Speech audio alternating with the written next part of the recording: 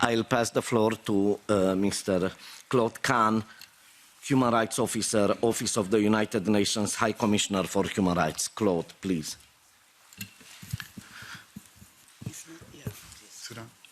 Tavinsaste, Lachodivus.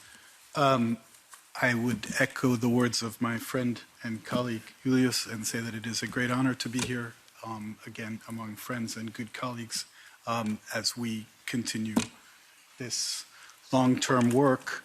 I was introduced, my name is Claude Kahn. I work for the United Nations Office of the High Commissioner for Human Rights.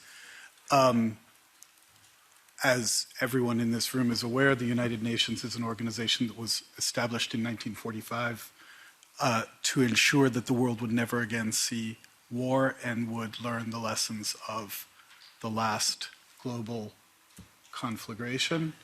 I think it's not a terribly controversial statement to say that at the moment we are not learning that lesson well. And as your organization, our organization, the world's organization, we are in a very stressed and difficult time, and one that many people are asking whether we will get through. I want to use my time here and really honoring the voices that we've heard to tell just a brief story that I think also can point us in a hopefully a more positive direction, or at least one that emphasizes our collective responsibility. In 1996, the first government of the Czech Republic in its post-independence phase collapsed, and a caretaker government, a technical government, was appointed for 6 months. That was the first Czech government that really took seriously the situation of Roma in the Czech Republic. They adopted a Roma office, and they gave themselves 3 tasks to achieve in the first 6 months during their 6-month term. One of those tasks was the removal of the pig farm at Lety. They did not manage to do that in 1996, and as I think also that you're all aware here, that was achieved finally in 2022.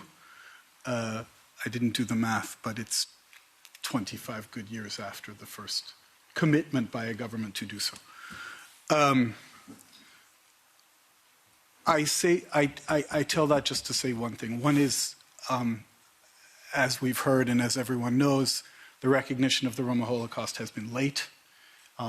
As late as 1996, it was still possible both to have a pig farm in a concentration camp and also to completely fail to manage to get it out for various public pressure reasons.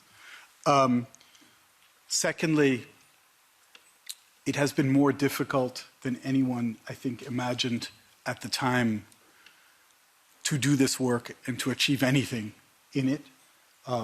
It was possible to imagine that that was a 6-month task, when in fact it turns out, given the forces at issue, it was a 25-year task. Nevertheless, we managed, and here I'm saying a collective we, because also the community that exists now and exists to take down that pig farm was unimaginable in 1996. And by that I mean government commitment, European institution commitment, United Nations commitment, and above all, a mobilized, vigorous, thoughtful, impassioned, intelligent Roma movement that has made that happen. And so, as I started, we are nowhere near finishing this work. If anything, what Soraya said, it is more difficult now than it has been in a very long time. And yet, I think we do have the collective resources to do those, to move things forward. So on this project of memory and remembrance of the Holocaust, we do it because we have a duty to our families, our communities, our societies, our countries, and the world to remember and to honor the dead and to to honor their legacy. But we also do it because of the situation we find ourselves in now, because the lessons have obviously not yet been learned, and it falls to us to keep trying to do them. So I hope that we can continue to work together on this project.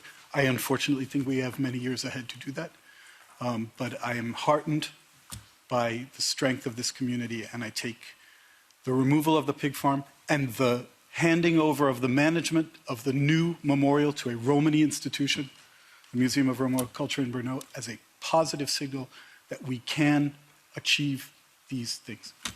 Thank you.